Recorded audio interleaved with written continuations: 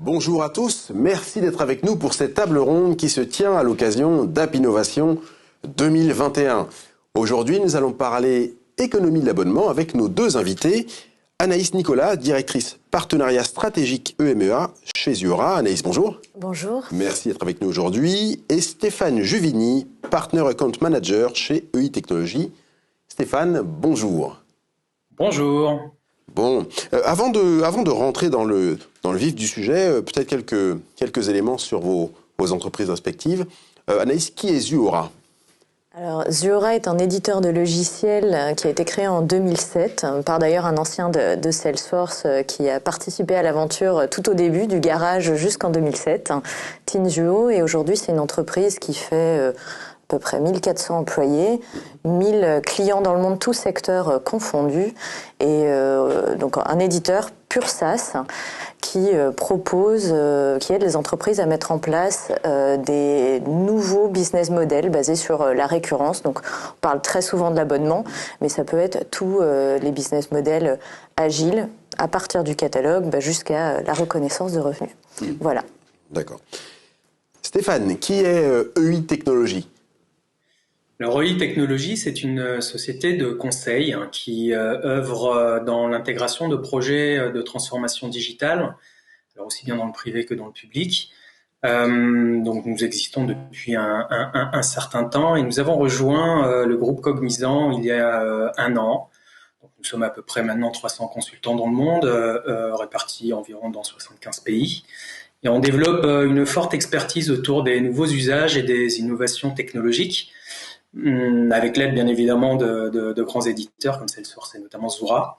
Et spécifiquement par rapport à l'économie de la souscription dont nous allons parler, nous avons depuis plusieurs années maintenant, 5-6 ans, développé une expertise spécifique, mis en place une practice dédiée avec des consultants expérimentés, avec une expérience métier avérée et les certifications nécessaires pour aborder en fait les projets autour de l'économie de la souscription, en s'attachant bien évidemment à adresser tous les bons projets, donc du cadrage à l'implémentation, à la maintenance en conditions opérationnelles de ces solutions. Voilà, et puis on a mis en œuvre des dizaines de projets de toute taille autour de cette solution. On en évoquera peut-être un ou deux exemples tout au long de cette émission. Anaïs, qu'est-ce que c'est que cette économie de l'abonnement dont on parle tant? On sait qu'on a un modèle classique. L'économie de l'abonnement, il y a eu des grands noms dans le B2C qui en ont fait justement une source de revenus. De quoi s'agit-il ? Alors, l'économie de l'abonnement, c'est tout simplement le passage d'un modèle plus transactionnel, donc j'achète un produit, à un modèle dit récurrent. Et on parle plutôt aujourd'hui de monétisation récurrente. Alors, il y a ce qu'on connaît classiquement dans le monde du B2C. Avant, j'achetais des CD pour écouter de la musique. Aujourd'hui, je suis abonné à Spotify ou Deezer. La même chose avec Netflix sur la consommation de vidéos. Ça fait partie de l'économie de l'abonnement. Et ce qu'on va voir, c'est que classiquement, on y voit le monde des médias ainsi que le monde de la tech. Les éditeurs de logiciels aujourd'hui sont tous passés en mode abonnement. Il y a plus personne n'achète un logiciel en modèle transactionnel, mais plutôt à l'usage. Maintenant, ce qui est intéressant dans l'économie de l'abonnement, c'est de voir que toute industrie est touchée par cette tendance. Comment depuis, je crois que ça fait presque 9 ans. En 9 ans, plutôt, l'économie de l'abonnement a cru de 6%, a fait x6, pardon, et touche toutes les entreprises. Donc, Zuora, par exemple, en France et en Europe, parle autant avec des industriels dans le monde de l'énergie, comme Sowi, par exemple, ou des banques qui aujourd'hui se transforment complètement. Donc on ne parle plus uniquement des acteurs historiques du monde de l'abonnement, mais clairement, tout type d'industrie sont touchés par cette économie et se transforment dans un monde as a service, je dirais. Donc ce n'est plus uniquement des gens dont on se serait attendu qu'ils fassent du service des abonnements, comme les télécoms, comme l'énergie, comme vous le disiez. On peut trouver même des gens dans la retail. On peut imaginer des cas où des grands noms du retail ou même des gens de l'industrie automobile. Tous ces gens-là peuvent être amenés aujourd'hui, commencent d'ailleurs à à proposer des offres autour de l'abonnement. L'automobile, c'est un excellent exemple. Initialement, vous avez le constructeur qui vend à des distributeurs qui eux-mêmes vendent à vous et moi. Donc on est sur un modèle B2B où le constructeur est complètement habitué à vendre des palettes de voitures et à facturer des milliers d'euros à ses distributeurs. Maintenant, on arrive dans un monde où le constructeur va proposer des services connectés ou des services autres, type Wi-Fi dont on entend pas mal parler. Imaginez le constructeur automobile qui se retrouve à faire une facture par trimestre très grosse à un de ses distributeurs et tout d'un coup à devoir facturer tous les mois 3-4 euros pour un service à vous et moi. Il y a une explosion de leur système de facturation, une explosion aussi pour gérer les différents comptes clients. C'est cette complexité que Zuora va être capable de masquer, de mettre finalement et de permettre aux entreprises comme un constructeur de mettre en place ces nouvelles offres. Donc Zuora va permettre de passer au monde du service de manière facile et à un constructeur automobile et de mettre en place ces nouvelles offres B2B2C de manière dynamique.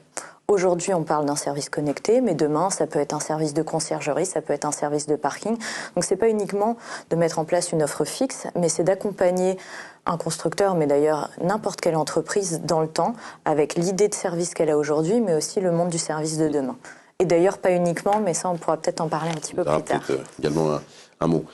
Pourquoi est-ce que ce modèle-là d'économie de l'abonnement, de la souscription, comme disait aussi Stéphane plus tôt, c'est un modèle qui peut être plus agile et peut-être un peu plus agile que l'économie classique, le modèle classique transactionnel, comme vous le disiez plus tôt?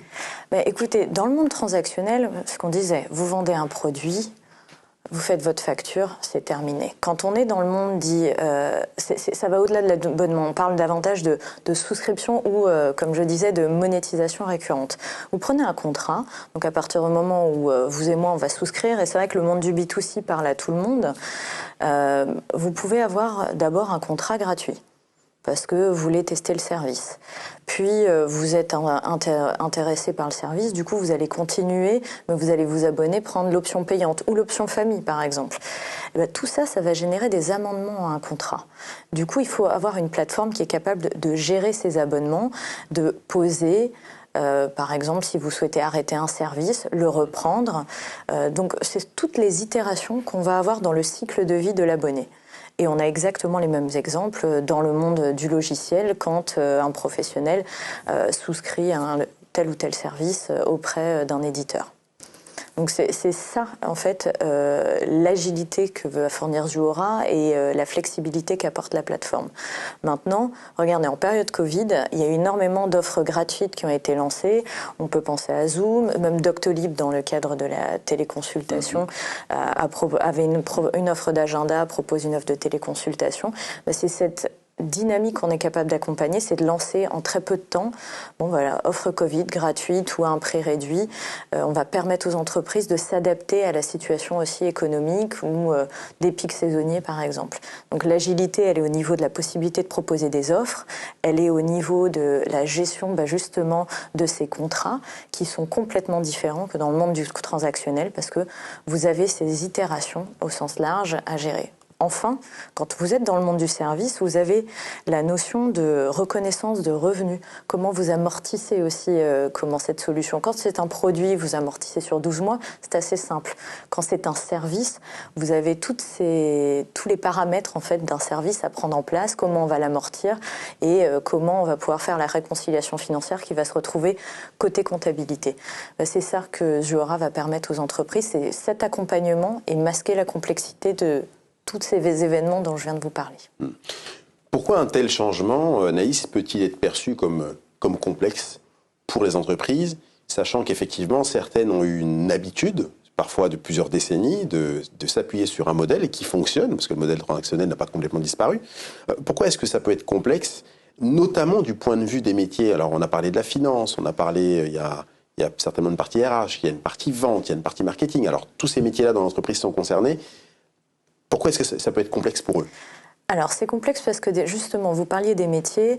On peut avoir le marketing qui souhaite lancer une offre. Je parlais du Covid. Il faut absolument qu'on puisse aider les professionnels et particuliers en temps de crise. Je veux le faire rapidement. Mais par contre, quand on se retrouve dans le monde du service, par exemple, la finance va vous dire, attendez, ça va être le bazar, littéralement. Vous allez multiplier mes factures, ça va être horrible pour mon service de pouvoir suivre comment c'est mise en place.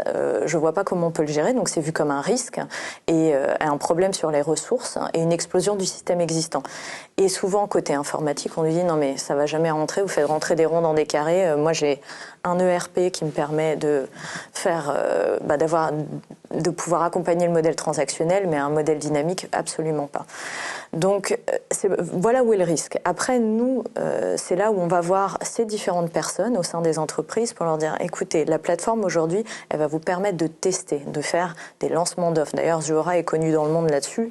On a accompagné Zoom à une époque, on a accompagné d'autres grands acteurs et plus petits dans le lancement de nouveaux services. Ça, c'est assez simple et on parle aux gens du marketing. Au monde de la finance, c'était l'exemple que je vous donnais précédemment, c'est-à-dire qu'on va masquer cette complexité de passer d'un monde transactionnel, une très très grosse facture qui par ailleurs a un coût, à ce côté dynamique. Tout ça va être supporté par la plateforme et finalement certains métiers pensent que ça va être extrêmement compliqué et quand on leur démontre qu'on est capable d'absorber cette complexité pour eux, on va être en mesure de les rassurer. Donc on rassure le marketing en disant votre offre, vous allez pouvoir la lancer dans 3 à 6 mois. Évidemment, il y a un projet à mettre en place, la finance aussi. Et l'IT, on va montrer comment la plateforme est capable de s'intégrer éventuellement à l'existant, de récupérer aussi de l'existant et pas uniquement d'accompagner sur le nouveau. Donc, je parlais de lancement de nouveaux services, mais aussi avec ce qu'on a annoncé il y a 2 semaines, cette capacité à récupérer finalement ce que leurs offres traditionnelles, transactionnelles au sein de la plateforme et à unifier par exemple le système du facturation, ce qui fait qu'in fine, la personne va pouvoir avoir une facture unique pour ses produits et ses services. Mais ce discours, on est obligé de l'adapter forcément aux différents métiers et de mener, et je laisserai Stéphane répondre, de mener avec l'IT des ateliers pour qu'ils comprennent ce qu'on va pouvoir mettre en place ensemble. Et d'ailleurs, pas uniquement avec l'IT, avec la finance, le marketing et autres métiers si nécessaire. Stéphane, vous êtes... comme vous le disiez un peu plus tôt, donc intégrateur, vous implémentez cette solution du côté de vos clients. Est-ce que vous pouvez évoquer avec nous justement l'un des chantiers, l'un des projets que vous avez été amené à gérer dans le cadre d'une intégration de Zuora? Oui, en effet. Alors, pour ne pas plagier Anaïs, qui a parlé bien évidemment des sociétés qui vendaient des CD de façon transactionnelle et qui passent maintenant par le digital pour le faire, les éditeurs hein, qui eux vendaient leurs logiciels sur des CD et qui maintenant les mettent dans le cloud et nous permettent d'y accéder professionnels ou particuliers directement en ligne.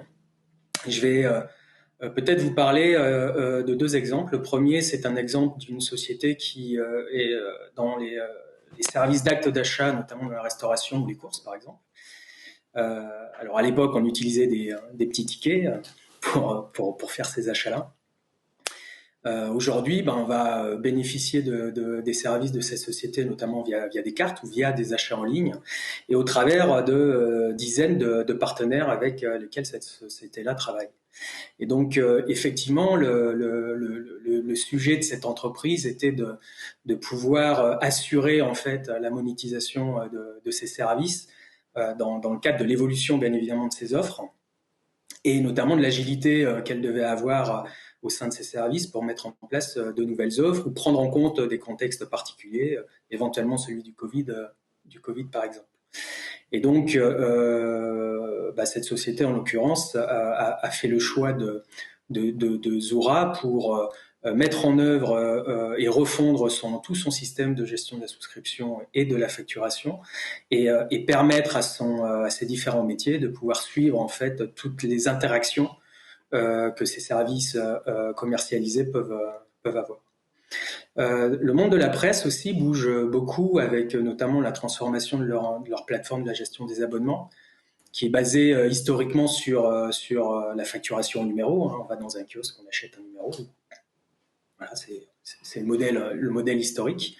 Tous aujourd'hui, pendant des années, plus de 20 ans, donc on fait évoluer leur système d'information pour gérer ce modèle-là. Et de plus en plus, ils se posent la question de faire évoluer leur modèle économique justement pour passer de ce modèle-là à un modèle plus agile, permettant de gérer beaucoup plus d'offres, de tester aussi beaucoup plus d'offres sur le marché, de façon très rapide et très itérative.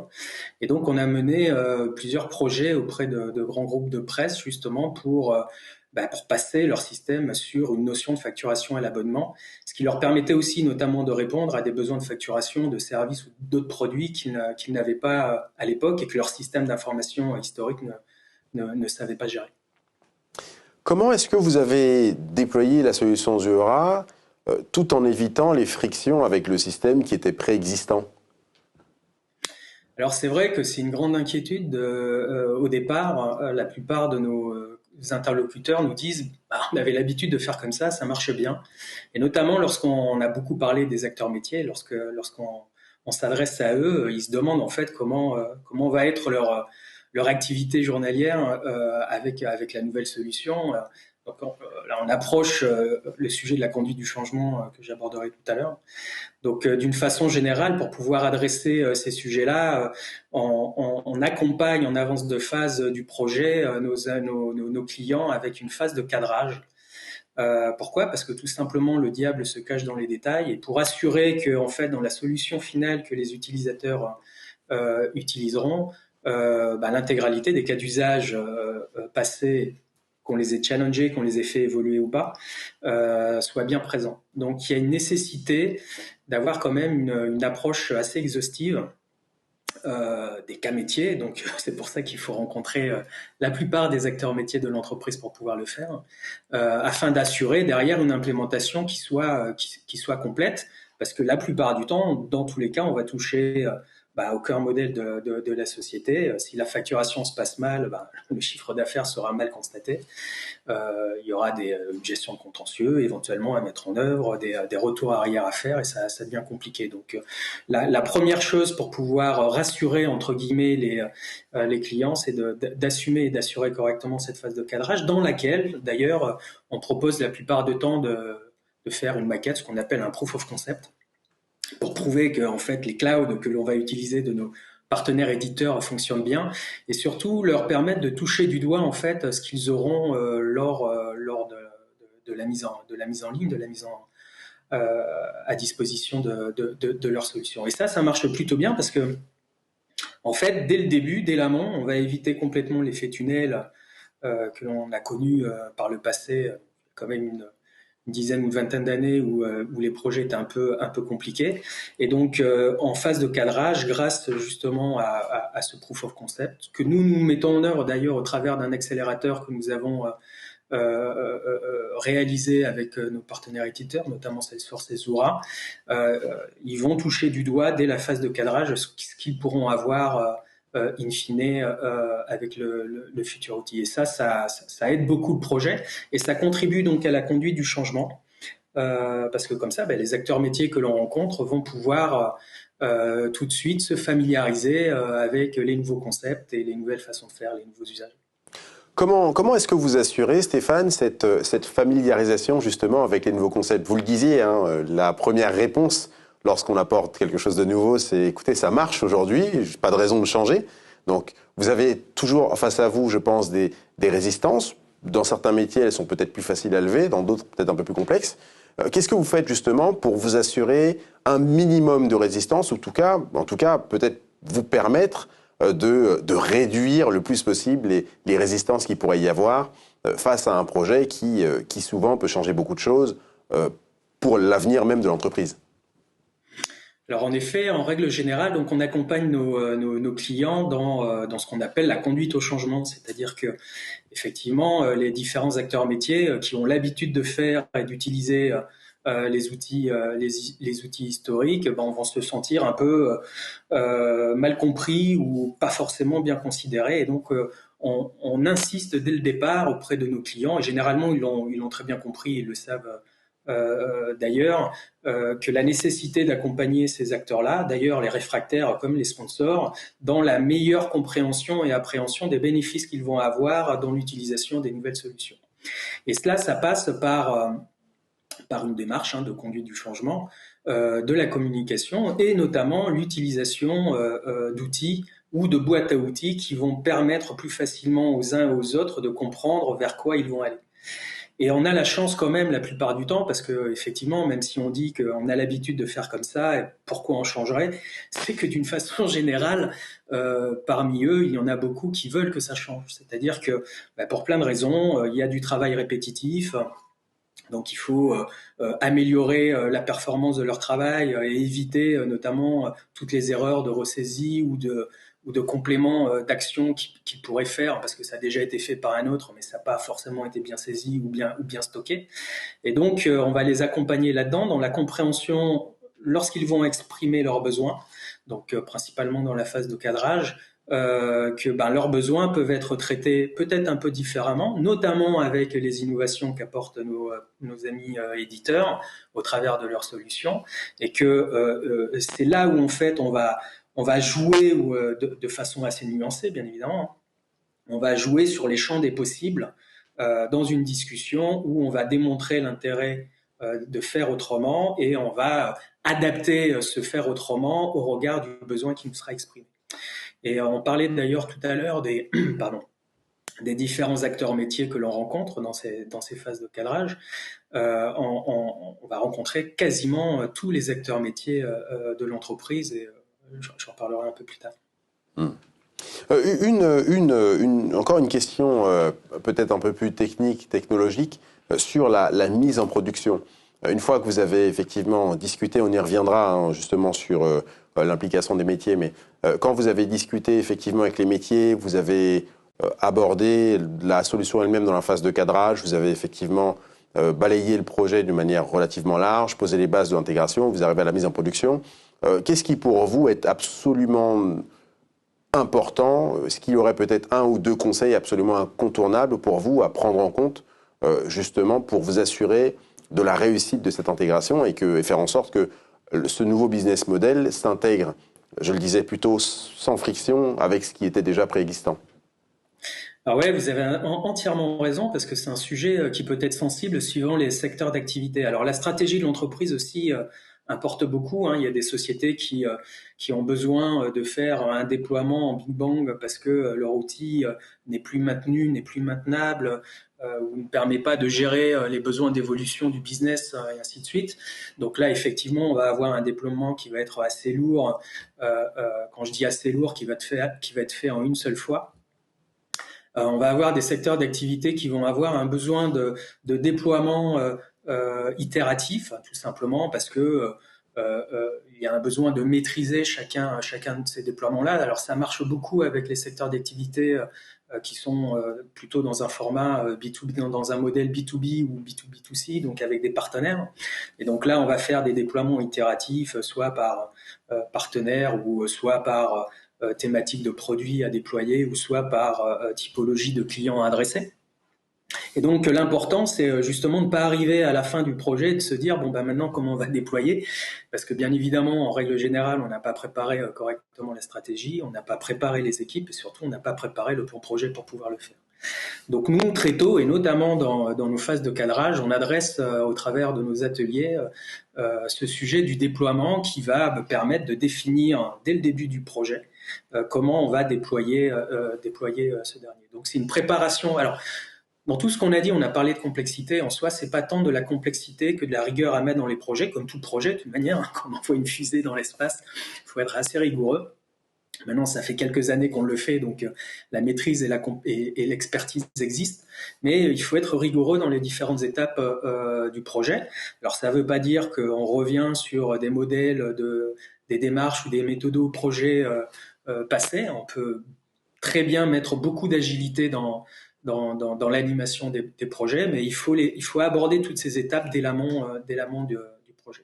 Et donc, vous allez avoir, par exemple, dans la presse, des déploiements qui vont être itératifs parce qu'ils vont déployer par titre, par exemple, l'ouverture du service pour que chaque titre puisse le déploiement de chaque titre puisse être maîtrisé. Un dernier mot sur les métiers, Stéphane. Comment est-ce que vous assurez sur un tel projet l'implication des métiers? Alors vous pouvez bien sûr échanger avec eux, vous pouvez faire effectivement, mettre en place tout un travail autour de la culture du changement, mais ça ne va pas forcément assurer et garantir leur implication. Est-ce qu'il y a une méthode que vous employez, des moyens que vous employez pour vous assurer de l'implication des métiers dans ce genre de projet? Alors, je vais répondre spécifiquement par rapport au projet autour de l'économie de la souscription. Globalement, un projet qui va toucher donc la problématique de l'abonnement et de la souscription, de sa facturation, on va adresser le marketing. Pourquoi? Parce que le marketing va monter les offres, organiser les offres, tester les offres, ainsi de suite. On va adresser le commerce, parce que le commerce, lui, va prendre ces offres-là pour aller les vendre sur le marché. On va adresser l'administration des ventes. Pourquoi l'administration des ventes? Parce que il faut bien gérer les ventes qui ont été réalisées. On va adresser aussi le service client.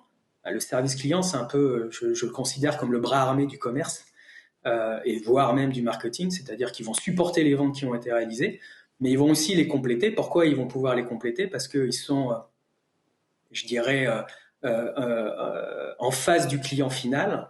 Et donc, ils vont animer la relation du client et ils vont récupérer des informations importantes, notamment pour le marketing et le commerce, au regard de la satisfaction ou l'insatisfaction de ces clients. On va adresser bien évidemment la comptabilité et les services financiers qui, eux, vont bien évidemment assumer la valorisation des offres. Toute l'organisation autour des RH, pourquoi? Parce que il faut assurer la conduite du changement, comme on en a parlé tout à l'heure. Il faut mettre en œuvre les formations. Il faut assurer éventuellement les recrutements utiles pour avoir les bons profils, notamment si la DSI décide d'internaliser la compétence, par exemple, au regard des nouvelles technologies qu'ils vont utiliser. Et puis, bien évidemment, la DSI, parce qu'on ne peut pas faire un projet de transformation digitale sans avoir la DSI à nos côtés. Et donc, pour animer tout ça, on orchestre en fait notre participation autour d'un directeur de mission et d'un chef de projet qui vont avoir pour objectif majeur de mettre sous contrôle le projet et de mettre sous contrôle la communication avec les différents interlocuteurs que l'on va rencontrer. Il y a un autre sujet, c'est-à-dire qu'en règle générale, qu'on fait un projet autour de l'économie de la souscription, même si on adresse une grande partie des acteurs métiers, l'entreprise fait évoluer aussi le reste de son système d'information. Et donc, ça veut dire qu'il faut assurer et assumer correctement le pilotage des projets annexes et connexes à ce dernier. Et donc, on accompagne notamment principalement la DSI et les chefs de projet métiers qui sont intéressés par le projet sur la souscription à coordonner correctement ces actions. On arrive quasiment à la fin de cette table ronde. Une toute dernière question pour vous, Naïs. Comment est-ce qu'on réduit justement ce risque de bascule d'un modèle à un autre? Ça peut être perçu comme, je parlais de complexité tout à l'heure, donc Stéphane expliquait que justement cette complexité, elle était peut-être perçue, mais sur le terrain, on arrivait finalement relativement facilement à la gommer, mais il y a une question effectivement de risque. Comment est-ce qu'on réduit ce qui peut être perçu comme un risque pour des entreprises qui s'apprêtent à faire, je ne vais pas dire le grand saut, mais en tout cas, soit à compléter leur inventaire d'offres, on va dire ça tout simplement. Justement, c'est pas un grand saut. Nous, on leur propose, et c'est ce qu'on fait avec e-technologie, d'avancer de manière itérative. Souvent, c'est un projet de lancement d'une nouvelle offre, mais qui se fait en parallèle de ce qu'ils ont. Donc, on ne propose pas de faire un grand chambardement. Et d'ailleurs, l'évolution vers l'économie de la souscription, c'est pas tout changer. Il y a ceux qui sont natifs qui, naturellement, y vont, et puis ceux qui sont moins natifs, les industriels par exemple, qui vont commencer par une offre. Puis, ils avaient un produit, ils vont le transformer en modèle as a service. Donc, au lieu, par exemple, dans le monde médical, de vendre une machine pour les scanners, pour les hôpitaux, on va transformer en à l'acte. Donc, ce sont à l'acte d'imagerie, pardon. Donc, c'est pas un grand chambardement. On les accompagne et on leur donne une vision aussi de là où ils peuvent aller. Donc, il y a la réflexion de l'entreprise, ce qu'ils souhaitent faire avec leurs clients existants, comment ils souhaitent embarquer les nouveaux clients. Et nous, on se veut d'être rassurants. On partage aussi les bonnes pratiques que l'on connaît, parce qu'avec aujourd'hui une existence de plus de 15 ans et des clients un peu partout dans le monde, dans les différentes industries, on est capable de partager des métriques sur les résultats de ce qui a été mis en place. Donc ça, c'est pour les bonnes pratiques. Et on les accompagne avec une plateforme qui aujourd'hui, excusez-moi, et capable de les accompagner dans le changement. On a, pour conclure, on a mis en place ce qu'on appelle la Journey to Usership, qui permet d'aider les entreprises en fonction de leur niveau de maturité. Je lance, donc lancement d'un nouveau service ou lancement carrément d'une nouvelle entreprise. J'optimise, donc c'est-à-dire que j'ai déjà une offre en cours, mais je vais la faire scaler. Justement, je scale, là c'est pour les entreprises qui commencent déjà à avoir plusieurs offres dans différents pays et avec différents modèles B2B, B2C. Et enfin, je deviens leader et je continue à optimiser mes processus, à rajouter des nouvelles offres, à aller jusqu'à justement la reconnaissance de revenus. Donc, j'enlève tout ce qui est manuel pour passer vers l'optimisation. Et on les accompagne à chaque étape ou en fonction de leur niveau de maturité. Donc nous, notre idée, c'est travailler avec un partenaire qui va les aider à mettre en place leur vision et nous avoir une plateforme qui va supporter en fait finalement leur stratégie, qu'elle soit toute nouvelle ou qu'elle soit inscrite dans le temps. Et ce sera le mot de la fin. Merci beaucoup Anaïs d'avoir été avec nous aujourd'hui. Merci. Merci Stéphane d'avoir été avec nous depuis Aix, il me semble, si je ne m'abuse. Aix-en-Provence, oui. C'est ça, la belle ville d'Aix. Vous avez peut-être du soleil, vous avez peut-être de la chance. Beaucoup de soleil. Bon, je pense que non, on n'a pas malheureusement ici. Excellente journée à vous. Merci à vous qui nous avez regardés. Je vous rappelle que vous pouvez tout au long de l'événement App Innovation regarder bien sûr d'autres tables rondes et d'autres webinars. Bonne fin de journée. À bientôt.